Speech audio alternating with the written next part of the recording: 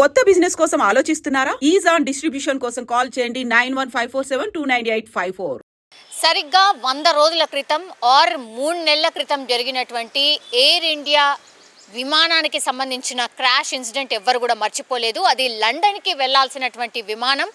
260 మంది ప్యాసింజర్స్ అట్లాగే స్టాఫ్ వెళ్తున్నటువంటి విమానం. అది జస్ట్ టేక్ ఆఫ్ అయిన 5-10 సెకండ్ల లోపే కిందికి వాళ్తూ పక్కనే ఉన్నటువంటి మెడికల్ కాలేజ్ మీద పడితే అందులో ఉన్నటువంటి ఈ జూనియర్ డాక్టర్స్ ఆర్ చదివే స్టూడెంట్స్ ఎవరైతే ఉన్నారో వాళ్ళు కూడా ప్రాణాలు కోల్పోయినటువంటి పరిస్థితి. ఇప్పటి వరకు మనకున్నటువంటి లెక్కల ప్రకారం అయితే 274-75 మందో ఈ ఇన్సిడెంట్లో చనిపోయినటువంటి సిచ్యువేషన్. సో 260 మంది ఎవరైతే ఈ ఎయిర్ ఇండియా విమానంలో ప్రయాణం చేశారో అందులో ఒకే ఒక్కడు మృత్యుంజయుడిగా బయటపడ్డాడు. మనందరికీ తెలుసు, ఆయన పేరు వచ్చేసి విశ్వాస్ కుమార్ రమేష్. నిజంగా ఆ రోజు అసలు ఇంత లక్కీయెస్ట్ పర్సన్ ఎవరు ఉండరేమో. అసలు మృత్యుంజయుడు ఒకే ఒక్కడు మృత్యుని జయించాడు. ఇట్లాంటివన్నీ కూడా లక్కీ చామ్, లక్కీ పర్సన్ అంటూ కూడా పొగడ్తల వర్షం కురిపించిండ్రు. పూర్తిగా ఆయన విమానం అంతా కూడా మండిపోతుంటే ఆయన మాత్రం సజీవంగా ఆ మంటల మధ్యల నుంచి నడుచుకుంటూ వచ్చాడు. ఆ రోజు ఆ వార్త ఎంత పెద్ద సెన్సేషన్ క్రియేట్ చేసిందో మనందరికీ తెలిసిందే. ఆయనకు చూస్తే కూడా పెద్ద గాయాలు కూడా ఏమీ లేకుండే, కేవలం ఆ నుదిటి మీద చిన్న గాయం కనిపించింది, ఆ తర్వాత కాళ్లకు కొద్దిగా గాయం కనిపించింది, అండ్ ఆయన చెస్ట్ మీద కొంత ఇంజురీ కనిపించింది. అంతే తప్పించి అసలు మేజర్గా ఆయనకు ఎట్లాంటి గాయాలు కూడా మనకైతే కనిపించలేదు. అయినా మృత్యుంజయుడిగా గెలిచి వచ్చాడు కాబట్టి ఆయనను దగ్గరలో ఉన్నటువంటి హాస్పిటల్కి తరలించి 4 రోజుల పాటు హాస్పిటల్లో ఉంచి ఆయనకి ఇంకేమైనా లోపల ఇంజురీస్ ఏమైనా జరుగుంటాయో, ఎందుకంటే అంత పెద్ద ఇన్సిడెంట్ నుంచి ఒకే ఒక్కడు బయటపడ్డాడు, అది కూడా స్వల్ప గాయాలే కనిపిస్తున్నాయి. అట్లా ఎట్లా జరిగింది అనేసి కూడా మొత్తం పూర్తిగా వాళ్ళ ఫ్యామిలీ మెంబర్స్ అనుకోండి, లేకపోతే ఎవరైనా సరే ఆ రోజు ఇన్సిడెంట్ చూసిన వాళ్ళు పూర్తిగా ఈయనను కంప్లీట్గా మానిటర్ చేయండి, 4 రోజులు పూర్తిగా ఆయనకు ఇన్నర్లీ ఏమైనా డ్యామేజెస్ ఉన్నాయా అది కూడా చూడండి అని అంటూ కూడా పూర్తి స్థాయిలో టెస్టులు అన్నీ చేసిన తర్వాత డాక్టర్లు కూడా తేల్చేశారు ఈయనకి ఎట్లాంటి గాయాలు కాలేదు, ఈయన నిజంగానే మృత్యుంజయుడు, హ్యాపీగా ఇంటికి తీసుకువెళ్ళండి అని. ఆ తర్వాత పాపం ఈ విశ్వాస్ రమేష్కి మాత్రం ఈయన ప్లస్ వీళ్ళ అన్న పక్కపక్క సీట్లో కూర్చొని ప్రయాణం చేస్తున్నారు. ఇది ఈయన కూర్చున్నటువంటి ప్లేస్ 11A సీట్కి సంబంధించిన డిమాండ్ కూడా ఎంత పెరిగిందో మన అందరికీ తెలుసు. ఈ ఎయిర్లైన్ విమానానికి సంబంధించిన 11A సీట్కి కూడా చాలా పెద్ద ఎత్తున డిమాండ్ నడిచింది. బికాస్ ఆయన కూర్చుంది కూడా అక్కడే, అది ఎమర్జెన్సీ ఎగ్జిట్ డోర్ దగ్గరగా ఉంటుంది కాబట్టి ఆ విమానంలో ఆ సీట్కి కూడా పెద్ద ఎత్తున డిమాండ్ కూడా నడిచింది. చాలా పెద్ద ఎత్తున కూడా వీటిని కూడా క్యాష్ చేసుకున్నాయి ఎయిర్లైన్స్కి సంబంధించి. అయితే వీళ్ళ అన్నయ్య ఎవరైతే పక్కన కూర్చున్నాడో ఆ పక్కన కూర్చున్నటువంటి అన్నయ్య అనుకోండి, లేదంటే ఆ లోపల ఉన్నటువంటి వాళ్ళు అందరూ కూడా పూర్తిగా కాలిపోయి రక్తపు మడుగులో, అట్లాగే మొత్తం కాళ్ళు చేయిలు విరిగిపోయి మాడి మసైపోయిన సందర్భాన్ని అంతా కూడా ఈ రమేష్ చూసినటువంటి పరిస్థితి. అది పూర్తిగా ఆయన మైండ్లో ఎంత రిజిస్టర్ అయిపోయిందంటే ఇప్పుడు యాజ్ ఆఫ్ నౌ నిజంగా ఇది నేను చెప్తుంటే కూడా నాకు చాలా చాలా బాధ అనిపిస్తోంది. ఎందుకంటే ఆయన ఇవన్నీ చూసిన తర్వాత కంప్లీట్లీ అంటే ఎట్లయిపోయిండు అని అంటే నేను అసలు బతుకున్నానా చనిపోయినా అన్న క్వశ్చన్ మార్క్లో ఆయన ఊగిసలాడ్లో ఉండిపోయాడు అని. ఇప్పుడు ఆయన ఎక్కడైతే మానసిక వైద్యుల దగ్గరికి పోవాల్సినటువంటి సిచ్యువేషన్ ఏంటి అని అంటే ఆ రోజు ఆయన కళ్ళారా చూసినటువంటి దుర్ఘటన. 4 రోజుల పాటు హాస్పిటల్లో ట్రీట్మెంట్ తీసుకున్న తర్వాత 5వ రోజు వాళ్ళ అన్నయ్య డెడ్ బాడీని ఈ ఎయిర్లైన్స్కి సంబంధించిన సిబ్బంది అప్పగించడం జరిగింది. వాళ్ళ అన్నయ్య అంతిమ యాత్రలో కూడా ఆయన పాల్గొన్నాడు. ఆ రోజు కొంత గాయాలు కనిపించాయి, పరామర్శలు ఇవన్నీ కూడా పెద్దగా అంటే చుట్టూ చాలామంది ఉంటారు, జనాలు కనిపిస్తారు, చాలామంది పరామర్శించడానికి వచ్చారు, చాలా మీడియా హౌజెస్ కూడా వెళ్ళి ఆయనను ఇంటర్వ్యూ చేసే ప్రయత్నం చేసింది. అలా ఒక నెల రోజులైతే గడిచింది. ఆ తర్వాత ఆయన మానసికంగా ఎంత కుంగిపోయాడు అంటే ఇప్పుడు రాత్రిలో నిద్రపోతే ఆయన ఒక్కసారిగా ఉలిక్కిపడి లేస్తున్నాడంట. లేచి గట్టిగా అరుస్తున్నాడంట. నేను బతుకున్నానా చనిపోయానా నాకేమవుతుంది, నా మీద విమానం పడుతుంది, ఇట్లాంటివి గట్టిగా నిద్రలో అరుస్తున్నాడట. ఆ తర్వాత ఈ ఏరోప్లేన్ ఒకవేళ మన ఇంటి పైనుంచి ఏరోప్లేన్ వెళ్ళినా సరే ఆ ఏరోప్లేన్ని చూసి కూడా భయపడిపోతున్నాడట.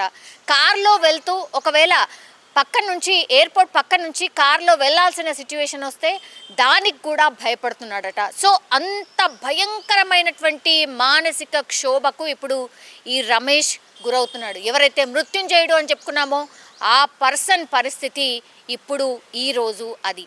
దీంతో కుటుంబ సభ్యులందరూ కూడా ఆందోళన వ్యక్తం చేస్తున్నారు. అసలు నా కొడుకుకి ఏమైంది, ఏంటి, ఇంత భయంకరంగా ఎట్లా భయపడిపోతున్నాడు, అసలు ఏం జరుగుతుంది, డాక్టర్ మా కొడుకు బాగుపడతాడా లేడా, ఎందుకంటే భార్య ఉంది, ఆ తర్వాత చిన్న పిల్లాడు ఉన్నాడు, వాళ్ళు ఇక్కడి వాళ్ళు కాదు, భారతదేశం వాళ్ళు కాదు, వాళ్ళ పౌరసత్వం కూడా వచ్చేసి లండన్, అక్కడ ఆయన డ్రీమ్ ప్రాజెక్ట్ ఆర్ ఆయన ఒక పారిశ్రామికవేత్తలాగా ఉన్నాడు, ఆయన బిజినెస్ని చూసుకోవాల్సిన అవసరం కనిపిస్తుంది.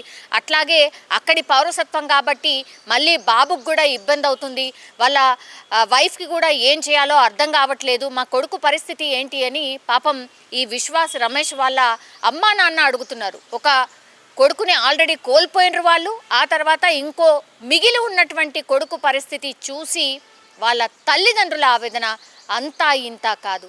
డాక్టర్ దగ్గరికి వెళ్ళి అడిగి అసలు ఏమవుతుంది డాక్టర్ అన్నప్పుడు ఇక్కడ కూడా మనకు ఫిజికల్గా ఆయనకి ఏ దెబ్బ కనిపించట్లేదు, ఏమైంది డాక్టర్ అని అంటే మీరొక్కటే గుర్తుంచుకోండి, మీరెవ్వరు కూడా ఆ భయానకమైనటువంటి పరిస్థితిని చూడలేదు. 260 మంది ఆ విమానంలో ప్రయాణం చేస్తే ఆయన ఒక్కడే బతికొచ్చాడు అనే సంతోషం మాత్రమే మీకు కనిపిస్తోంది. కానీ ఆ విమానంలో జర్నీ చేసిన వ్యక్తి అతను, ఆయన ఏమేమి చూశాడు, ఆయన మైండ్లో ఏమేమి ఉండిపోయాయనేది కూడా మన ఊహకు కూడా అందదు. పూర్తిగా అసలు మృత్యు ఒడిలోకి నేను వెళ్ళిపోయాను, ఆయన ఎక్కడ ఉండిపోయాడంటే నేను కూడా చనిపోయానని అప్పుడప్పుడు అడుగుతున్నాడు. అంటే పక్కన జరిగిన విధ్వంసాన్ని, ఆ భయానక సిచ్యువేషన్ని ఆయన చూశాడు కాబట్టి నేను ఇంకా కూడా బతుకున్నానా చనిపోయానా అని అప్పుడప్పుడు అడుగుతున్నాడంటేనే మీరు అర్థం చేసుకోండి. ఈయన కొద్ది రోజుల పాటు ఈయనకు రెస్ట్ అవసరం, చాలా స్ట్రెస్ అసలే ఇవ్వద్దు, చాలా కామ్గా ఉండాల్సిన అవసరం ఉంది. ఆయనను మెల్లిమెల్లిగా ట్రీట్ చేసి మనలో కలుపుకోవడానికి, మనలాగా ఆలోచించే ప్రయత్నం ఒకటి చెయ్యాలి తప్పించి ఇంకా మన చేతిలో కూడా ఏమీ లేదు. ఎందుకంటే ఆయన మైండ్లో ఆ ఇన్సిడెంట్ అంత గట్టిగా ఉండిపోయింది, అది ఎంత భయానకమైందో కూడా మనందరికీ తెలిసిందే కదా అన్నటువంటి మాట ఇప్పుడు ఈ రమేష్ వాళ్ళ ఫ్యామిలీ, అట్లాగే ఈ రమేష్ ఫేస్ చేస్తున్నటువంటి సిచ్యువేషన్ అయితే ఇది. ఈయన పరిస్థితి ఇలా ఉంటే ఇప్పుడు ఆ విమాన ప్రమాదంలో ఎవరైతే ఈ 260 మందికి పైగా చనిపోయారో చాలా దేశాలకు సంబంధించిన వాళ్ళు ఉన్నారు, ఇట్లనే అమెరికాకు సంబంధించిన వాళ్ళు కూడా ఉన్నారు. వాళ్ళు ఈ ఎయిర్లైన్స్కి సంబంధించి ఎయిర్ ఇండియా మీద వాళ్ళు ఒక కేసు ఫైల్ చేసిండ్రు. యాక్చువల్లీ ఇప్పటి వరకు ఇంత బాధాకరంగా సిచ్యువేషన్ ఉన్న పరిస్థితుల్లో యాక్చువల్లీ ఈ ఎవరైతే 260 మంది ప్రయాణం చేసిండ్రో వాళ్ళకి ఇప్పటి వరకు కూడా నష్టపరిహారం అందించలేదు. నష్టపరిహారం అందించలేదు అని అంటే ఎవరు బాధ్యులు దీనికి?